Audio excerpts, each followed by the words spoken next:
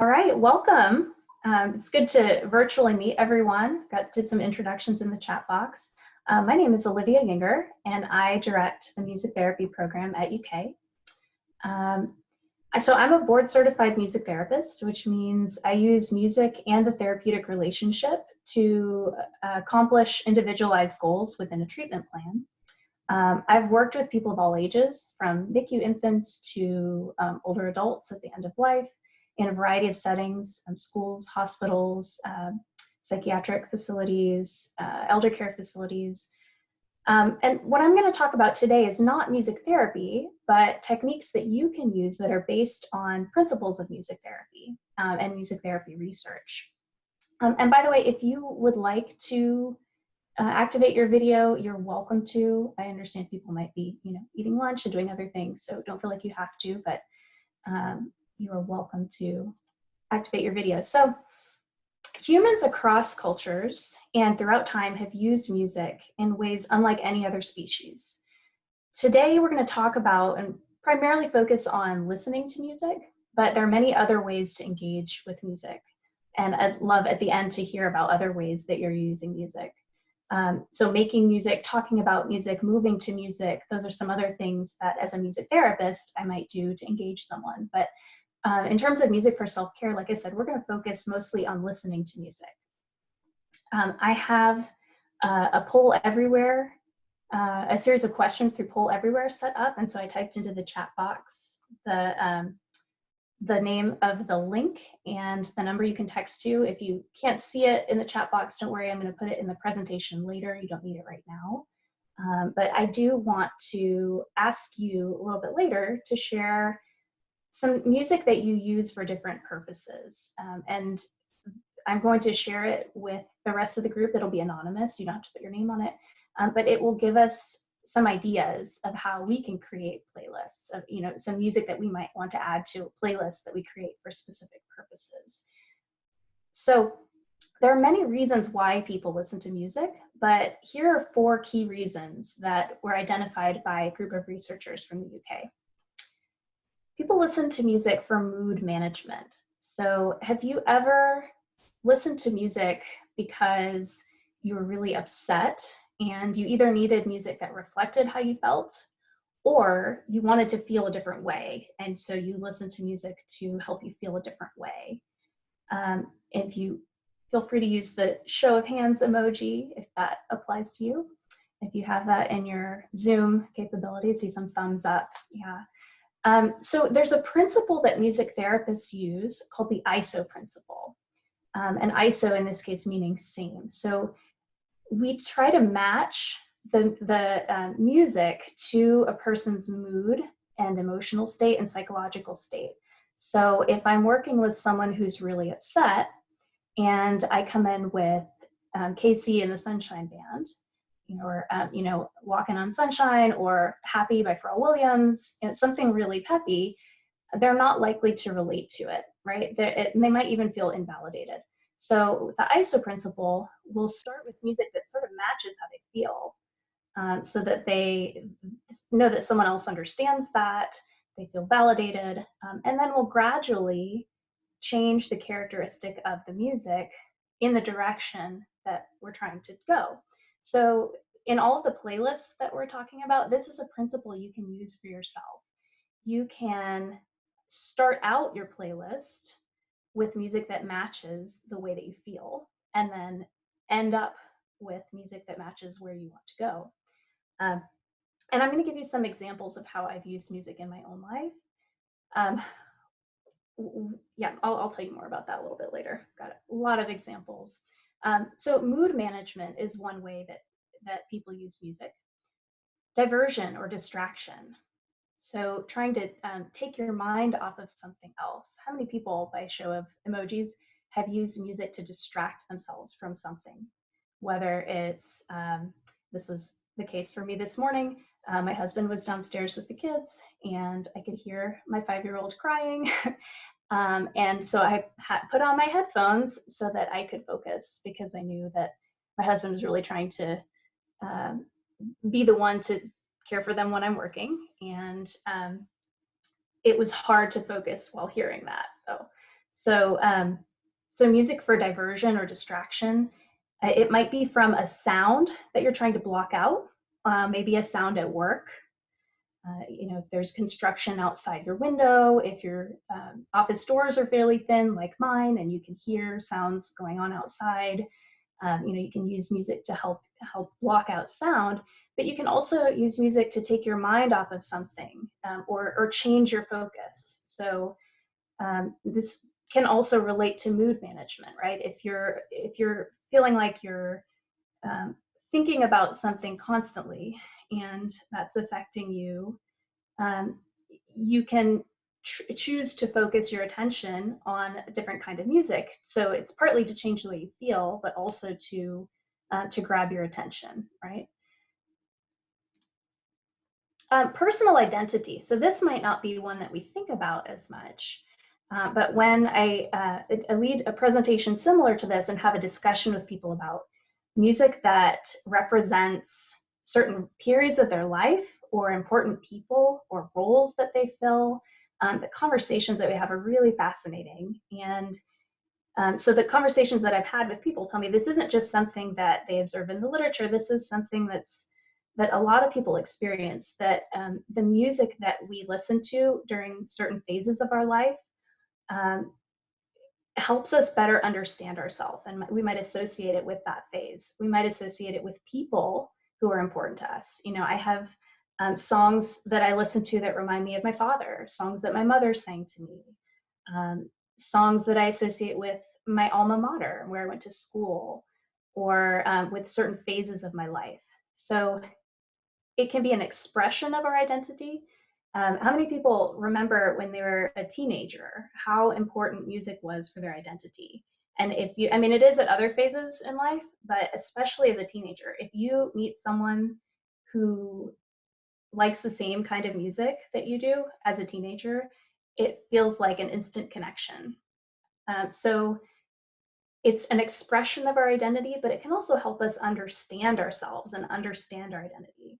Has anyone ever heard a song and felt like the person who wrote that song understood exactly what they were feeling, or put into words something that they hadn't been able to say, but that they all of a sudden completely understood, right? So that's a phenomenon that we experience, and it relates to personal identity, but it also relates to the next reason people listen to music, which is interpersonal relationships.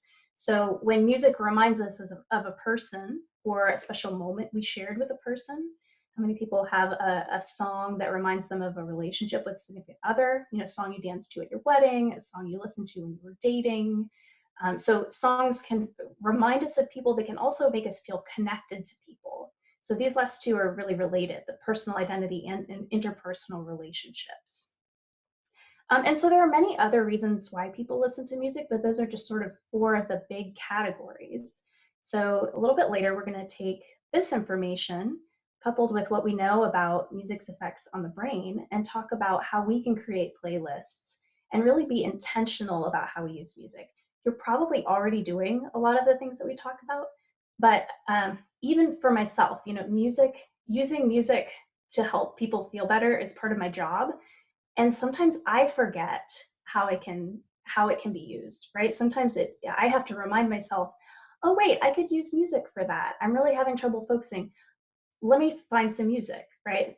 Giving a presentation like this is a good reminder for me to do that. So nothing that I'm going to tell you is really, you know, it probably won't surprise you, but it might just be a reminder, and hopefully it will sort of empower you um, to take the control that you have, right? This is something that you have control over. Music has an impact on your brain, and you have control over the music that you choose, unless you're in a situation where you don't, right? And how hard is that? If you're in an elevator, many of us are not in elevators right now, so we don't have to worry about that. But if, let's say you're on hold, you're on the phone, and the hold music is obnoxious. Has anyone ever had that experience? How does that affect your experience of waiting on hold, right? There are actually studies, they looked at different kinds of music that they played on a suicide hotline, and depending on the kind of music, some people hung up sooner and some people were willing to wait to talk to someone. So when we don't have control over the type of music that we listen to, it can be really frustrating.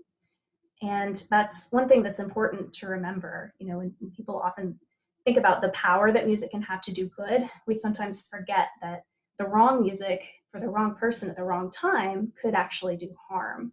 So, but when you're picking music for yourself, you have control over that, right? And especially during times when there are other things that are less in our control, I think it's important to remember what we can control, right? So the music that affects your mood, that affects your energy level, that affects your cognition, right? Your attention and what you're thinking about.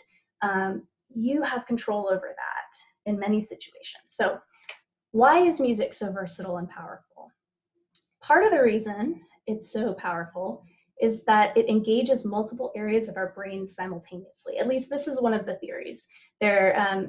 Not all of the questions about the philosophy of music and the evolution of music and why music is so important. We don't have all the answers to those. There are some theories about them, but one of the theories is that music engages multiple areas of our brain simultaneously. So there's not one music center in the brain. When you listen to music, it engages areas involved with emotion, with language, with attention. So what are we focused on? What are we attending to? With movement. So if you hear music with a strong beat and it makes you want to tap your toes, right? Our voluntary and involuntary movement is often influenced by the music we listen to, right? There's a principle we use called entrainment. So how many people have ever been at the gym, been working out and heard music either through your headphones or the speakers and started to change the pace of what you were doing, either your pace on the treadmill or trying to time lifting weights to the tempo of the movement? It's hard not to do that, right? If you hear music, it's kind of hard to be out of sync with it. So we have this natural response to want to try to entrain to music. Which is evidence that, and it's not the only evidence, they've done imaging studies, but evidence that music engages the motor areas of our brain, even when we're not moving. So the areas involved with like timing movements, those are engaged when we listen to music. And finally, memory, right? So music taps into memories, especially if it's a song that we've heard before. Now, all of these areas are engaged when we listen to music.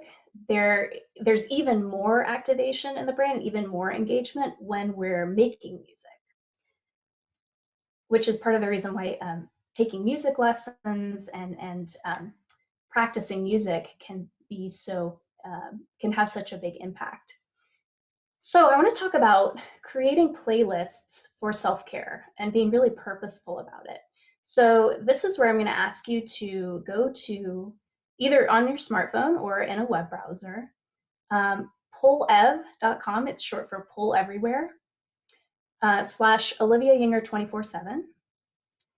And you can either go to that website or text to the number 22333, the code Olivia Yinger 24/7. So I'm going to activate the poll in the next slide, and you'll be able to either go to the website or respond via text. So I want to know, what kind of music are you already using in each of these situations? So I want you to think about your morning routine, your commute, when you need to focus, whether it's at work or in other situations to try to stop thinking about something and focus on something else, to manage your mood, for exercise, and for sleep. So not only will this get you thinking about songs that you use, but you'll see songs that other people use and maybe have some ideas of things to add to your playlist. Okay, so the first thing I want to know is, what kind of music do you listen to in the morning? And I just activated the poll, so you should be able to join via web or join by text. I'll give people a minute to respond. You can either put in specific songs or genres or artists?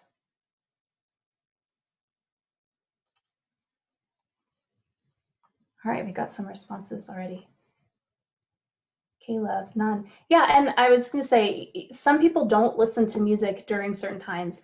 I'll be honest, I often don't listen to music in the morning because there's just so much going on. But I have, at times, if I'm taking a shower in the morning and I need to hurry, I might have two songs that I listen to that I know, two songs together about 6 minutes. So one idea for using music in the morning for you, or if you have a child or a teenager, would be to create a shower playlist, right? And if you have a waterproof phone, or you can set your phone outside of the shower, whatever your device is that you listen to. If you're able to put it near enough to the shower that you can hear it, having two songs that are about 6 minutes is a great way to have a cue for how long your shower should take. So, and if you have teenagers or children who are sharing the bathroom and getting ready in the morning, that might be one idea of a way to structure the shower schedule. So some of these playlists are going to be self-care that you can use for yourself. Some of them might be things that you could do with your family or with your friends that would help maybe make your life easier, make your routine or your schedule work better. So we've got some, upbeat music, a little Calm app. Yeah, if you haven't tried the Calm app, I know a lot of people really enjoy it. Country music. Oops, sorry, I'm trying to scroll on the screen. I keep changing it. Jazz, Kayla, iHeartRadio, Christian music, spiritual, praise and worship, Billie Eilish, jazz. So what's really interesting is there's such a variety, right? There's such a variety of music, and that's really important to keep in mind. Music preference is one of the things that music therapists consider most carefully, right? So the kind of music that's the most effective for music therapy, regardless of the goal, is typically what the person prefers, or it's highly influenced by their familiarity with the music and the preference.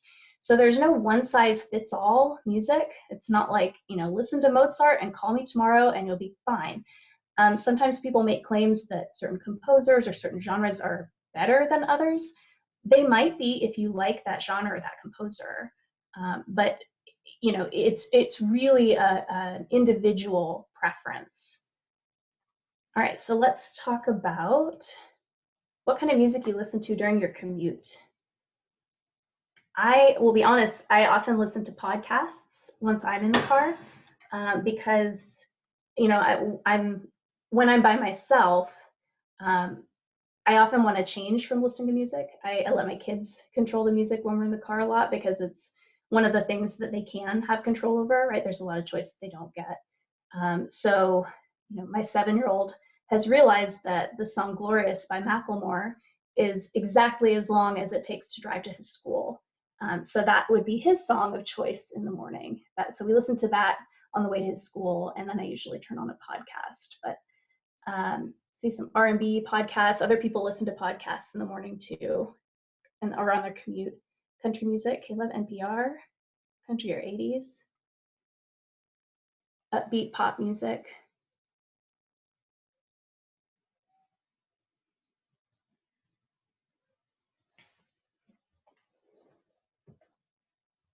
Kirk Franklin praise.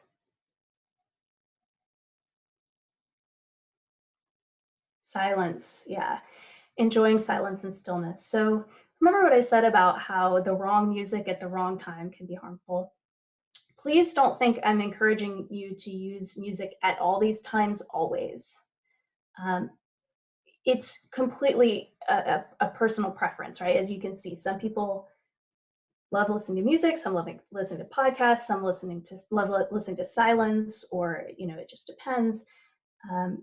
I'm not necessarily saying you should use music at all these times, but it's nice to know what kind of music you can have available, or what kind of music makes you feel a certain way, or energizes you or relaxes you, so that it's an option and you can be intentional about it.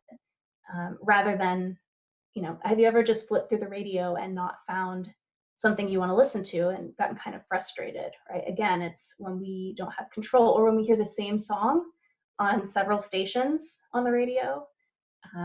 It can be frustrating. So, all right, lots of variety in what we listen to during the commute. What about while you're working? Do you listen to music while you're at work? Um, what I listen to might be a little bit different. A lot of people who are classical music, or a lot of people might assume that because I'm a classically trained musician, I would listen to classical music while I work. A lot of people do listen to classical music, like piano music or orchestral music, because it doesn't have lyrics. So sometimes lyrics can be distracting if you're trying to focus on something. I don't listen to classical music. I listen to more ambient music. So I see someone else listens to ambient music. I agree. Anything with lyrics distracts me. And ambient music, it doesn't have a strong pulse. It typically doesn't have a really recognizable melody that will get stuck in my head. That's sort of an occupational hazard for me. If I listen to something, my brain latches onto it, and it's really easy for it to get stuck in my head. So ambient music is kind of my go-to. See some more votes for classical music.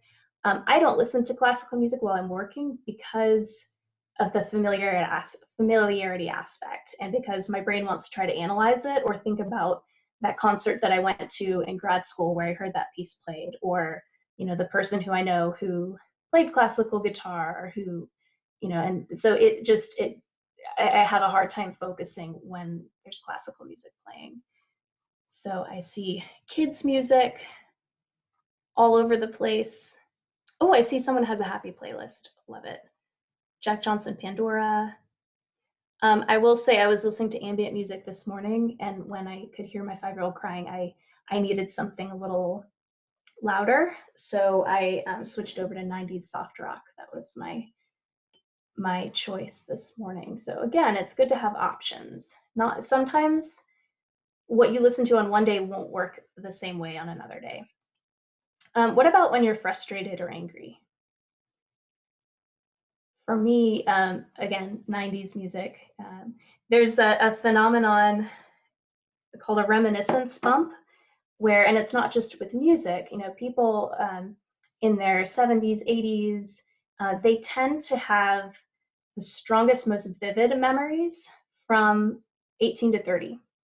And so as a music therapist, when I, excuse me, when I'm working with an adult, I'll typically think about what kind of music was popular when they were between 18 and 30. It's not always, excuse me, the music they prefer. But if I'm working with a group, that might be the place that I start. Sometimes music that was popular, excuse me, when our parents were 18 to 30 that they then passed on to us. So for me, I was between 18 and 30 in the 90s, and or those were kind of influential years for me. So 90s grunge, rock, often female artists like Alanis Morissette. So I see some people listen to loud rock, Kendrick Lamar, pray or watch TV for distraction, trap music or rap. Some people prefer no music. So kind of a variety of angry music. And then what about when you're sad or depressed?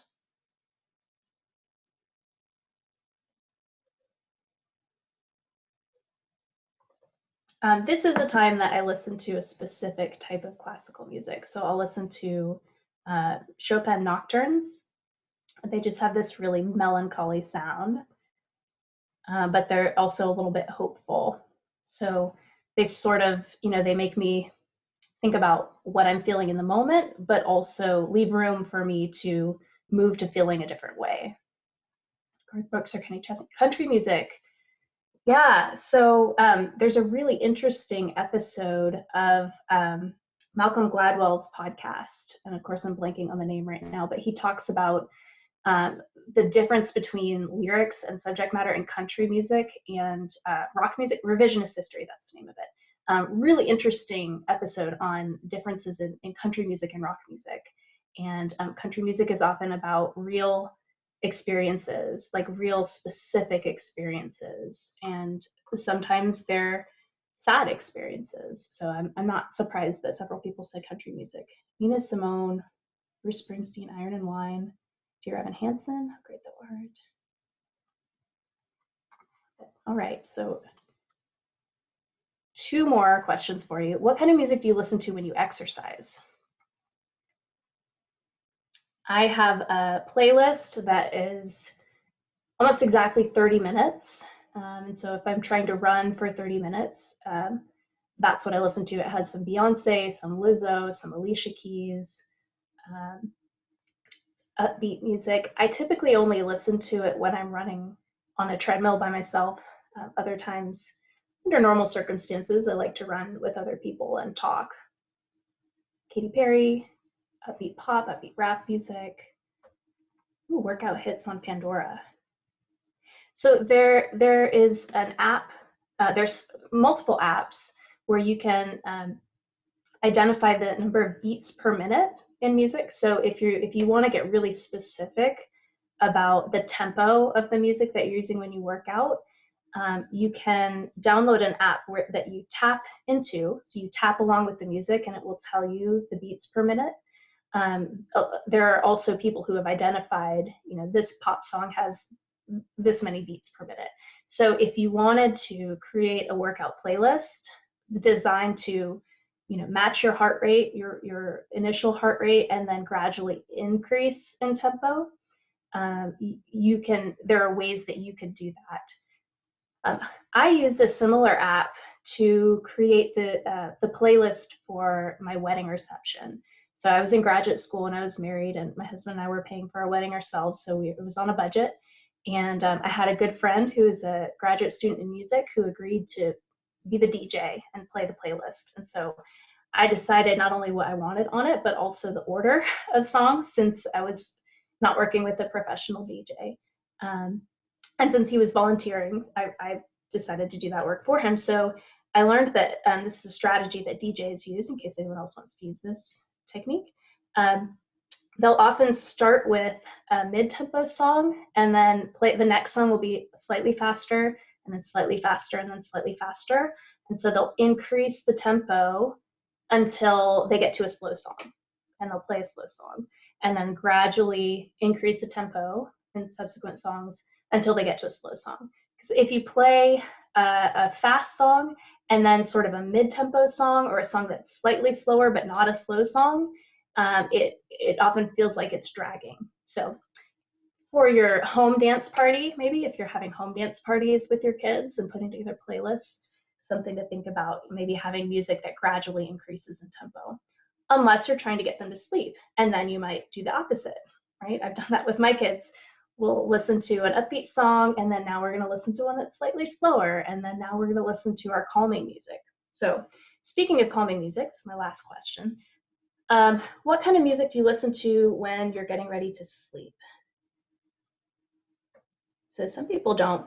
I usually don't. I did use music at nap time with my kids when they were younger, and we have an album of instrumental piano music. It's not classical. It's original music for bedtime.